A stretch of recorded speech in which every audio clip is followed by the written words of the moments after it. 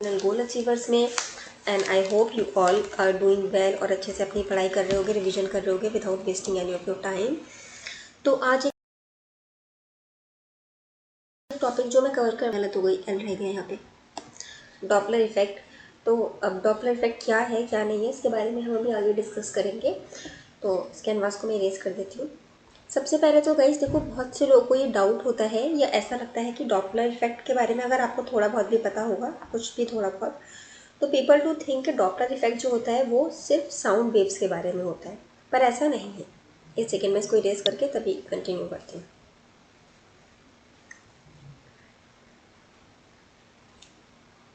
Topic start करते हैं, जो क्या है हमारा डॉपलर इफेक्ट।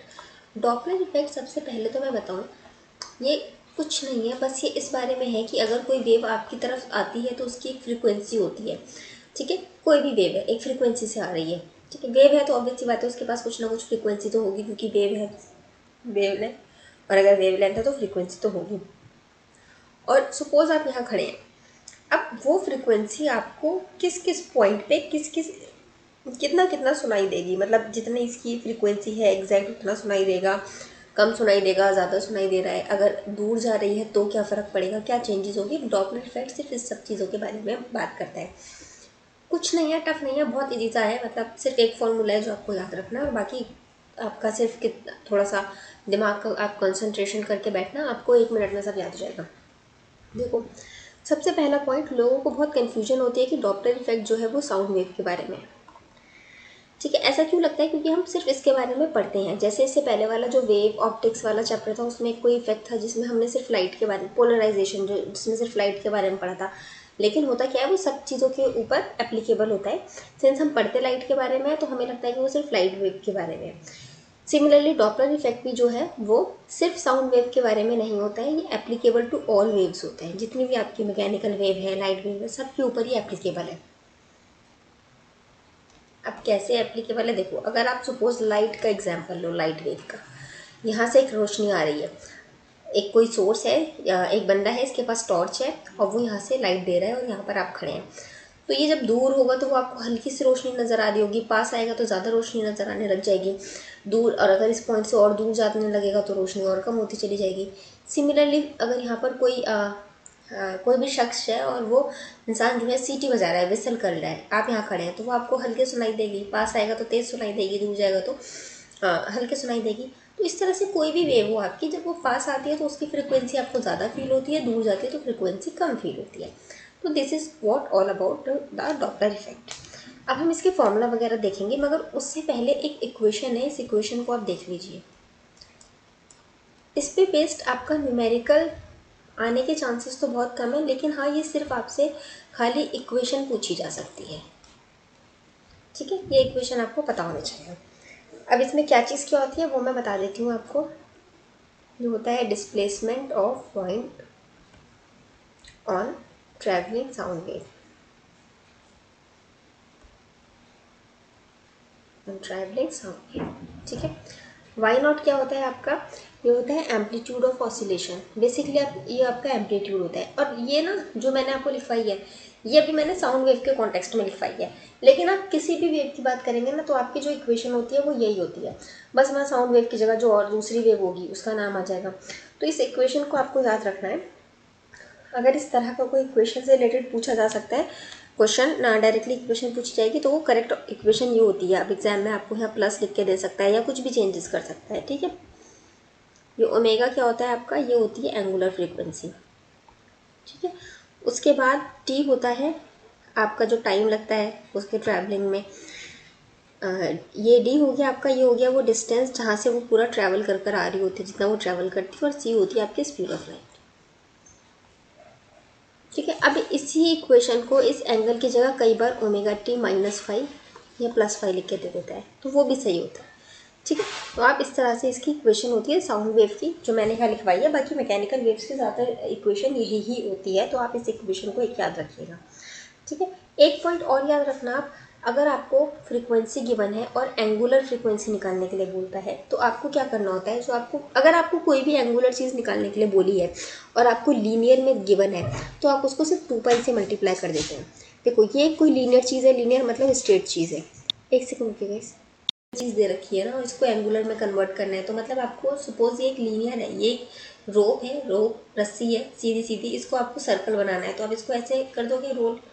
ठीक है, रोल करने से क्या होता है हमारा, एक वो पूरा चक्कर लगा लेती है। आधे चक्कर का अगर वो सपोज यहाँ तक आधा चक्कर लगाती है तो हमारा कितना होता है पाई, पर फुल चक्कर लगाया मतलब 360 डिग्री। 360 डिग्री कितना होता है 2 पाई। तो कोई भी लीनियर चीज़ अगर आप सर्कल में कन्वर्ट उसको कर देते हो, मतलब एंगुलर उसका बना देते हो आप, तो उसको आप 2 पाई से मल्टीप्लाई कर देते हैं। ठीक है, तो सेम वही चीज़ हो गई, आपको एंगुलर फ्रिक्वेंसी निकालने के लिए आपको क्या करना पड़ेगा 2 पाई इंटू एफ। ठीक है, और लैम्डा हमारा क्या होता है सी बाई एफ, ये तो पता ही है आपको, lambda equals to speed of light upon frequency. ठीक है, तो ये बेसिक 2-3 टर्म्स थे जो आपको पता होने चाहिए, ये डॉप्लर इफेक्ट से रिलेटेड नहीं है, जस्ट फॉर योर नॉलेज मैंने बता दिया, मुझे याद आया तो अगर एग्जाम में कुछ आ जाए तो आप लोग कर पाएंगे। ओके, अब हम मूव करते हैं अपने मेन डॉप्लर इफेक्ट की तरफ। इसको समझाने का सबसे अच्छा एग्जाम्पल जो लिया जाता है वो लिया जाता है, सपोज एक पर्सन है यहाँ पे और इधर एक ट्रेन है। ठीक है, ये है ट्रेन, और ये जो ट्रेन है आपकी, पता नहीं मेरी तो क्या ही बनी है, ट्रेन तो नहीं लग रही है, खैर ये ट्रेन है आपकी इस स्टैटिक जगह पे, और यहाँ पर इसकी जो ये यहाँ पे कुछ विसल कर रही है या इसका सायरन दे रही है ये, और वो सायरन जो दे रही है उसकी फ्रीक्वेंसी है एफ। ठीक है, एफ है इसकी फ्रीक्वेंसी। और यहाँ पर अगर हम बात करें, एक होती है आपकी स्पीड ऑफ साउंड जो होती है ना, हाँ लिख देती हूँ स्पीड ऑफ साउंड। जैसे जैसे आपकी स्पीड ऑफ साउंड होगी जितनी भी ज़्यादा, उसी हिसाब से ये फिर इधर चल कर आएगी साउंड। सपोज यहाँ विसल हुआ, सायरन दिया, तो जितनी भी स्पीड ऑफ साउंड होगी उसी स्पीड से ये इधर चल कर आएगी साउंड पर्सन की तरफ। और जैसे जैसे चल कर आएगी पर्सन को साउंड सुनाई देगी। साउंड क्यों सुनाई देगी, उसकी फ्रीक्वेंसी की वजह से, जितनी हाई फ्रीक्वेंसी है उतनी ज़्यादा तेज़ सुनाई देगी, और लो फ्रीक्वेंसी होगी तो आपको हल्के सुनाई देगी। ठीक है, तो अब अगर हम बात करते हैं इसकी टूवर्ड्स द मैन, अगर ये चल कर आती है तो क्या होगा आप लोग खुद बताइए। अगर ये फ्रीक्वेंसी इसकी एफ थी, ये अभी यहाँ पर है फ्रीक्वेंसी एफ से इसने सायरन दिया। ठीक है, इसको सपोज यहाँ पर सुनाई आ रही है f/2, आधी सुनाई आ रही है फ्रीक्वेंसी, उतनी तेज़ आवाज़ नहीं आ रही, हल्की आवाज़ आ रही है, करीब करीब आधी फ्रीक्वेंसी की। अब अगर ट्रेन इसकी तरफ चल कर आएगी तो ये फ्रीक्वेंसी जो इसको आधी सुनाई दे रही थी, अब ये बढ़ेगी या घटेगी? ऑब्वियस सी बात है बढ़ेगी, जितना पास आएगी फ्रीक्वेंसी बढ़ेगी। सिमिलरली अब अगर ये ट्रेन आपकी दूर जाती है तो इस केस में क्या होगा, फ्रीक्वेंसी बढ़ेगी या घटेगी? ऑब्वियस सी बात है फ्रीक्वेंसी घटेगी। तो इन्हीं सारी सिचुएशंस की हेल्प लेके एक फॉर्मूला डेवलप किया गया है। ठीक है, क्या फॉर्मूला है, F dash equals to F V plus minus observer, observer is the person. ये अभी मैं बता दूंगी किसका क्या सिंबल है, अभी आप पैनिक मत होइए। V S is the source. ठीक है, अब एफ डैश क्या हो गया, अपरेंट फ्रीक्वेंसी। ठीक है, जो आपको मतलब अपरेंट फ्रीक्वेंसी मतलब जो आपको सुनाई दे रही होगी, मतलब इसकी जो फ्रीक्वेंसी यहाँ पर इस पॉइंट पे जो सुनाई दे रही होगी, ये f/2 जो सुनाई दे रही थी, दिस इज अपरेंट, जो एक्चुअल नहीं है। ठीक है, f क्या है आपका, फ्रीक्वेंसी ऑफ सोर्स, जो आपकी ये फ्रीक्वेंसी थी जो सायरन रिलीज कर रहा था। या अगर सपोज यहाँ पे भी एक पर्सन खड़ा है और ये विसल कर रहा है, ठीक है, सीटी बजा रहा है, तो इसकी जो फ्रीक्वेंसी होगी है। ठीक है, वी क्या हो गया आपका, वी हो गया आपकी स्पीड ऑफ साउंड, क्योंकि अगर हम साउंड वेव की बात कर रहे हैं तो स्पीड ऑफ साउंड हो गया। अभी इसकी जगह अगर यहाँ लाइट आ जाता तो स्पीड ऑफ लाइट हो जाता है, बट अभी हम साउंड वेव में देख रहे हैं तो स्पीड ऑफ साउंड हो गया। उसके बाद वी नॉट हो गया आपका, ये वी ओ है, वी नॉट नहीं है, वी ओ है, ये हो गया ऑब्जर्वर की स्पीड।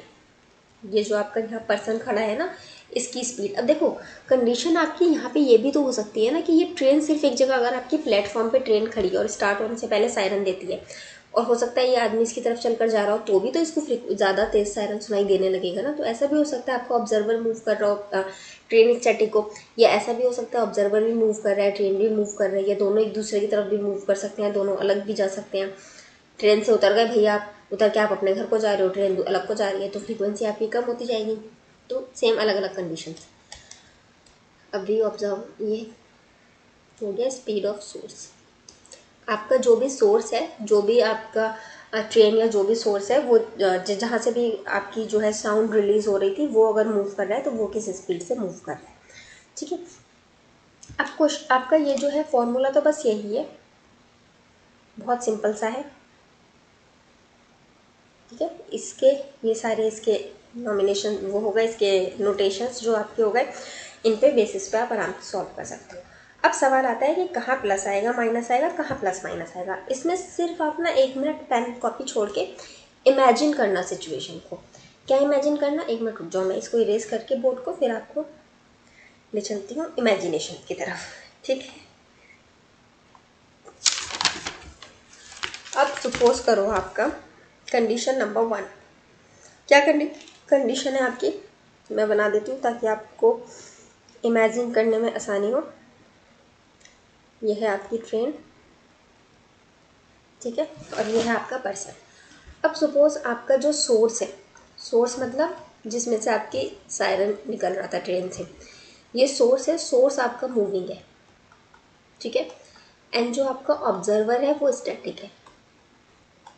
आपकी ट्रेन चल रही है, आप प्लेटफॉर्म पे शांति से खड़े हो एक जगह और कहीं से ट्रेन चलकर आ रही है आपकी तरफ।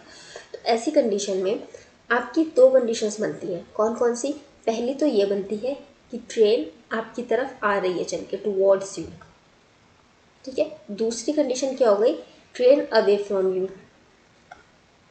ऐसा भी तो हो सकता है ना, आपको उस ट्रेन में चढ़ना ही नहीं था तो आप नहीं चढ़े, आप प्लेटफॉर्म पे बैठे रहे और वो ट्रेन आगे को चली गई सायरन देती हुई, ऐसा हो सकता है ना। तो away from you and towards you. तो पहले हम बात करते हैं अवे फ्रॉम यू की। तो F dash equals to F V upon में वी वी एस वी, ठीक है। ऐसे इसको याद रखो, V V O V S V V S, ठीक है। जो रिलीज कर रहा है, जिसमें से सायरन निकल रहा है, उसके पास ज़्यादा पावर आ गई तो इसीलिए वो नीचे हो गया, नीचे बैठ गया, ठीक है। ये जी सिर्फ याद करवाने के लिए तरीका है, ऐसा नहीं पावर और असली की कोई नहीं आई है, सिर्फ आप लोग को याद कराने का तरीका है। अच्छा, अब आपसे सवाल में क्या कहा गया है कि आपका जो ऑब्जर्वर है वो स्टैटिक है, तो मतलब आपकी वी नॉट तो जीरो ही हो जाएगी, जीरो यहाँ पे। तो अगर हमारी जीरो हो गई है तो हमें उसको लिखने का नीड नहीं है, हम उसे हटा देते हैं अभी फॉर्मूला जब तक हम बना रहे हैं, ठीक है। आपका सिर्फ ऊपर रह गया वी। अब नीचे आपका प्लस आएगा या माइनस आएगा। देखिए, अगर आपकी टुवर्ड्स आ रही है, आपकी तरफ आ रही है ट्रेन, ठीक है। अब अगर ट्रेन आपकी तरफ आ रही है तो आपको बताइए फ्रीक्वेंसी ज़्यादा सुनाई देगी या कम सुनाई देगी, ज़्यादा सुनाई देगी। तो ज़्यादा सुनाई देने का मतलब ये जो एफ डैश है ये इंक्रीज़ करेगा। अब इसका इंक्रीज़ होने के लिए क्या ज़रूरी है कि हमारी ये वाला जो पूरा है इस बॉक्स के अंदर, ये पूरी वैल्यू इंक्रीज़ करे, ठीक है। ये पूरी वैल्यू इंक्रीज़ कब करेगी, जब आपका डिनोमिनेटर डिक्रीज़ करेगा, होता है ना। अब ये आपका सपोज मान लीजिए मैंने 1/3 लिखा हुआ था, ठीक है, तो 0.66 आ रहा था, ठीक है। अब मैं इसकी जगह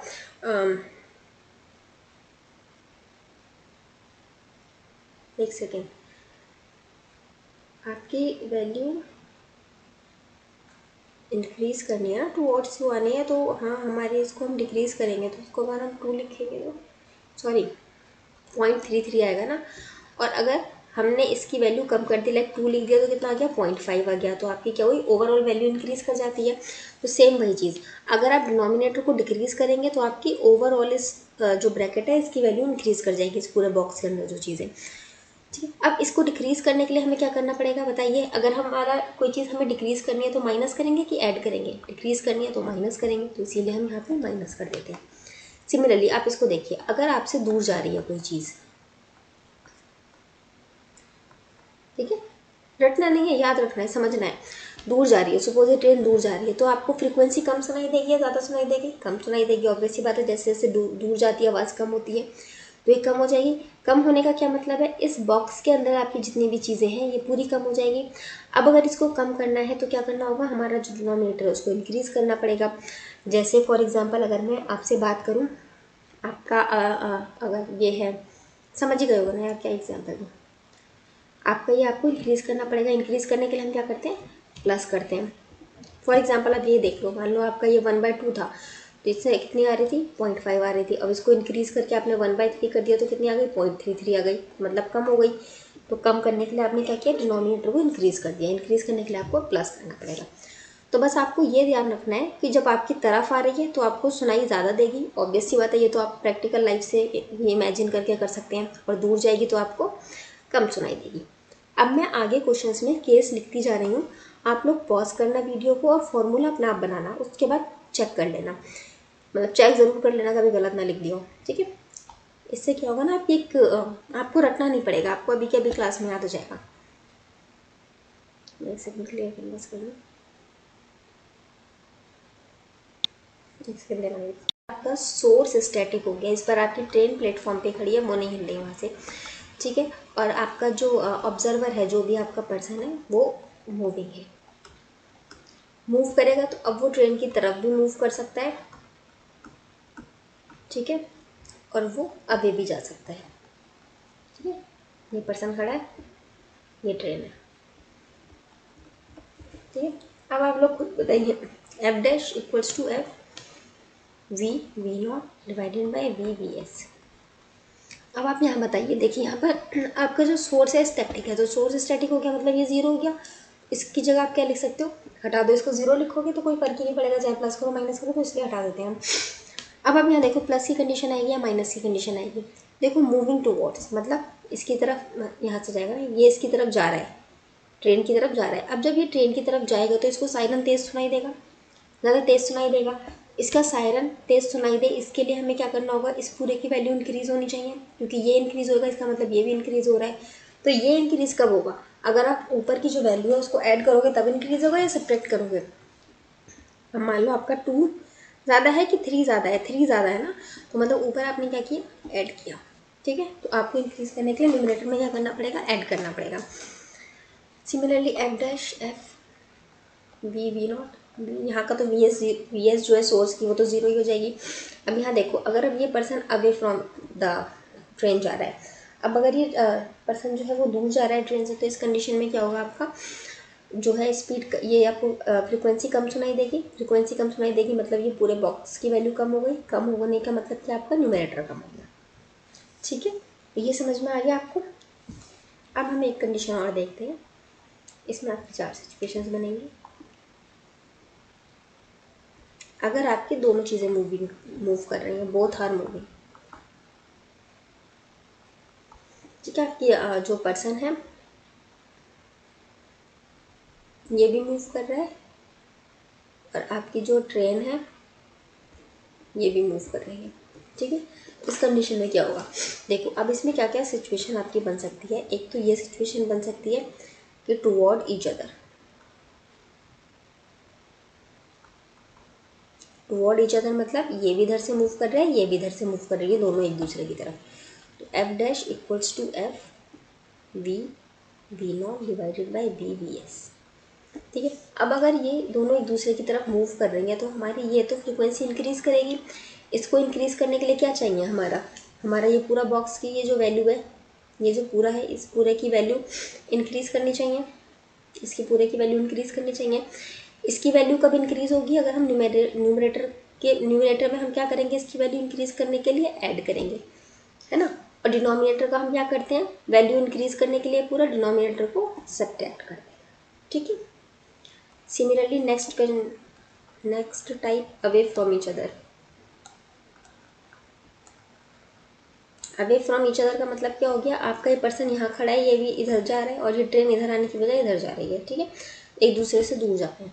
अब ऐसी कंडीशन जब एक दूसरे से दूर जाते हैं, तो इसमें क्या होगा आपका बताइए। इसमें आपकी ये हल्के सुनाई देगी, आपको कम सुनाई देगी, ये कम सुनाई दे रही है, मतलब पूरी ये वैल्यू कम हो गई। इस पूरी वैल्यू को कम करने के लिए हमें क्या करना होगा, डिनोमिनेटर को तो बड़ा करना पड़ेगा, है ना, तभी तो ओवरऑल वैल्यू कम हो जाएगी। 1/2 1/3 का याद है ना, डिनोमिनेटर बड़ा करेंगे तो हमारी वैल्यू कम होगी। और न्यूमरेटर में क्या करेंगे, न्यूमरेटर में सब्ट्रैक्ट करेंगे, मतलब पहले 3 था तो 2 कर दिया हमने, तो हमने क्या क्या सब्ट्रैक्ट किया, न्यूमरेटर में हम सब्ट्रैक्ट कर देते हैं। अब एक और सिचुएशन, मान लो आपका जो ऑब्जर्वर है वो तो टुवर्ड्स जा रहा है, और जो ट्रेन है मतलब सोर्स है जो, वो अवे जा रहा है। मतलब आपका जो ये पर्सन है ये इधर जा रहा है, और ये जो आपका सोर्स था ये इससे अवे जा रहा है, दूर जा रहा है। इस कंडीशन में क्या होगा, देखो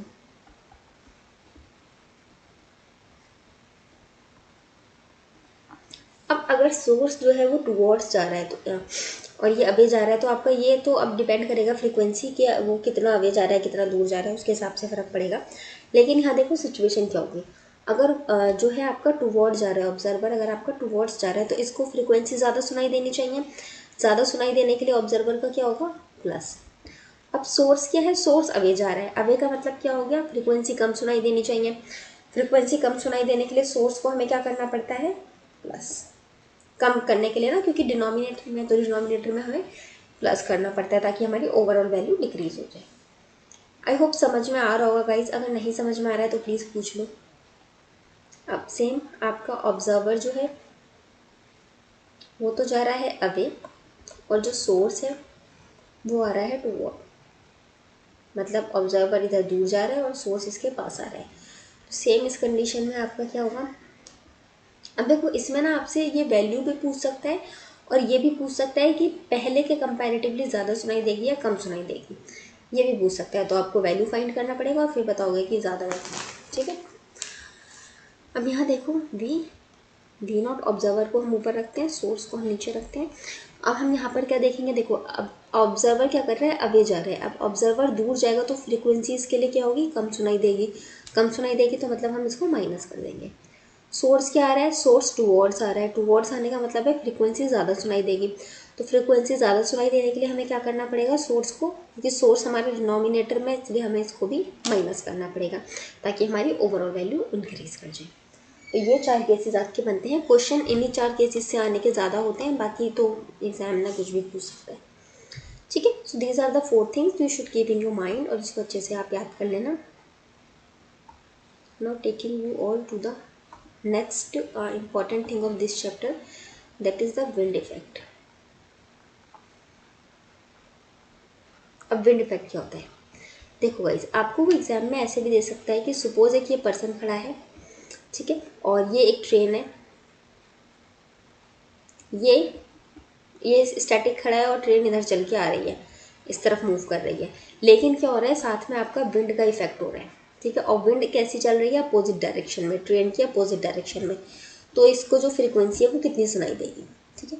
तो इस कंडीशन में क्या करना होता है गाइज, अगर आपकी यहाँ पे 2 सिचुएशंस बनती हैं, कौन कौन सी, अगर आपकी जो विंड है वो सेम डायरेक्शन में चल रही है, मतलब अगर इधर आपकी ट्रेन है और इधर ही विंड चल रही है आपकी, तो आपका जो होता है उसमें आपको स्पीड ऑफ साउंड जो भी आपकी चल रही होती थी, प्लस जिसको हम वी से डिनोट करते थे, प्लस स्पीड ऑफ विंड,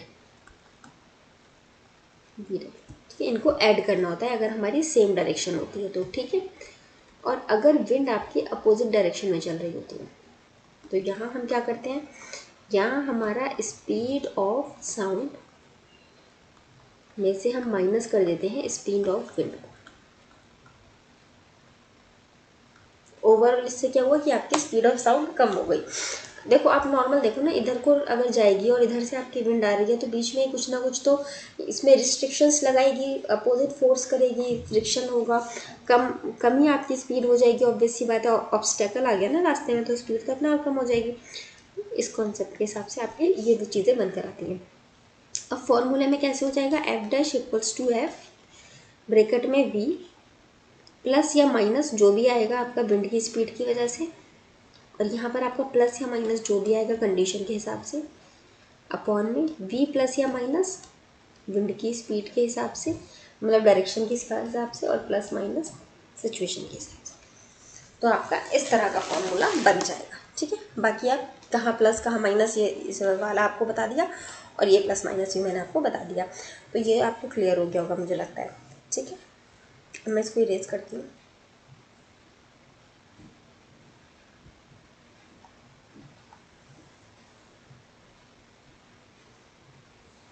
देखो इस पे बेस्ड क्वेश्चन आपके बहुत सिंपल आएंगे, मैंने कुछ स्क्रीनशॉट लेके भी रखे थे शायद, हाँ देखो एक क्वेश्चन आपका ये हो गया, एक क्वेश्चन आपका ये हो गया, ठीक है। सिंपल और इजी क्वेश्चन है। फाइनल आंसर भी आपका अपरेंट फ्रीक्वेंसी का है, ये आ गया। बीच का ये जो है ये इनका मैथमेटिकल फॉर्म में इन्होंने फॉर्मूला लिखा हुआ है, बस ये वाला आपको वैल्यू पुट करके चेक करना है। सेम एक क्वेश्चन ये हो गया। अच्छा इसका आंसर नहीं आया क्या, ओह शिट इसका आंसर नहीं आ पाया, चलो खैर आप लोग सॉल्व करना है इसको भी, ठीक है। 2 क्वेश्चन है, इनको आप अपनी प्रैक्टिस के लिए सॉल्व कर लेना। अभी नहीं करवा रही हूँ मैं क्योंकि कोई टफ क्वेश्चन है नहीं, सिर्फ फॉर्मूले में डायरेक्टली आप पुट करोगे आंसर आ जाएगा, ठीक है। आप इसको मैं हाइड कर देती हूँ। एक टॉपिक और इस चैप्टर में से आता है जो इम्पोर्टेंट है पूछ सकता है, that is about the beats.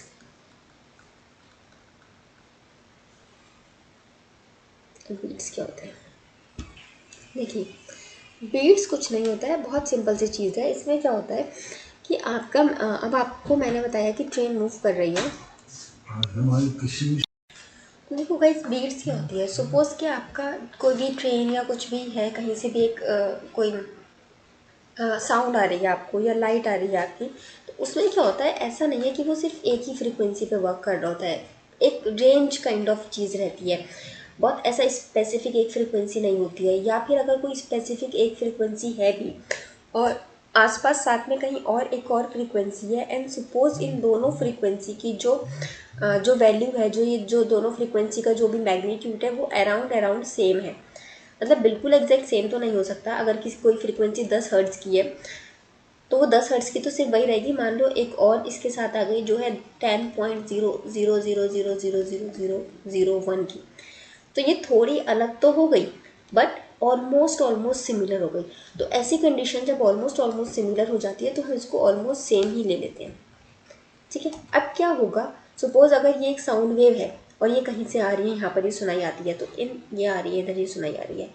अब इससे क्या होगा, इन दोनों का इंटरफ्रेंस होता है और एकदम से आपको बहुत तेज़ आवाज़ सुनाई देती है। और उसके बाद क्या होता है, अगर थोड़ी अलग होती है ये, तो फिर अब की आवाज़ कम हो जाती है। तो इस कंडीशन में क्या होता है कि आपका ये जो कंडीशन होती है कि आपको एकदम से तेज़ आवाज़ सुनाई दी और फिर कम आवाज़ हो गई, तो इसके बीच का ये जो गैप रहता है ना, इसको हम क्या कहते हैं, बीट, ठीक है। तो आपकी बेसिकली के इस इफ़ेक्ट की वजह से आपका क्या होगा, एक बार होगा राइज होगा वेव में एंड देन फॉल होगा। इन दोनों के बीच का जो गैप होगा उसको हम बोलेंगे बीट। तो आप ऐसे लिख सकते हो, बीट इक्वल्स टू F1 जो राइज वाली फ्रिक्वेंसी आई माइनस F2 जो डाउनफॉल वाली फ्रिक्वेंसी आई। इन दोनों के बीच का जो गैप हुआ दैट इज द बीट, ठीक है। अब इसका आपका क्वेश्चन करने के लिए आता है ना गाइस, तो उसमें क्या होता है ना, ये चीज़ समझ लो, थोड़ा इंपॉर्टेंट है वाला। इसका क्वेश्चन करने का थोड़ा ट्रिक अलग रहती है। आपका इसमें क्या होता है, आपको सपोज बीट गिवन है, एक फ्रीक्वेंसी गिवन है और दूसरी फ्रीक्वेंसी आपसे पूछी है। अब आपको ये नहीं पता कि आपको F2 गिवन है या F1 गिवन है।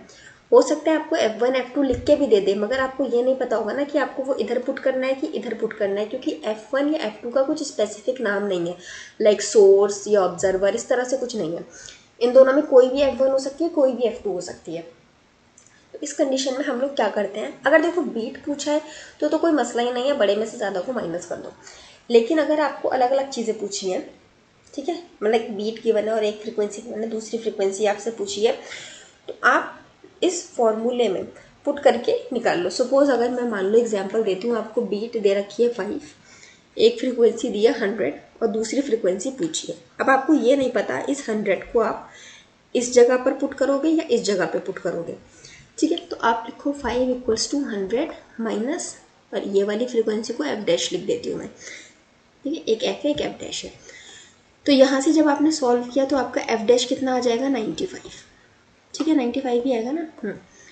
अब एक कंडीशन और आप ऐसे देख लो, 100 माइनस, सॉरी 100 माइनस नहीं, एफ डैश माइनस 100, इस तरफ रख के भी सॉल्व करके देख लो। इस कंडीशन में अब आपका एफ डैश कितना आ जाएगा, 105, ठीक है।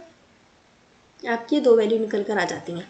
अब इनमें से कुछ ऑप्शन में गिवन है और बाकी और कुछ गिवन नहीं है, तो आपका वो ऑप्शन सही हो जाएगा। अब अगर इस तरह से गिवन नहीं है, अलग कुछ गिवन है, तो आप यहाँ पर क्या करते हो, आप थोड़ा इनका रेंज बढ़ाकर देख लेते हैं।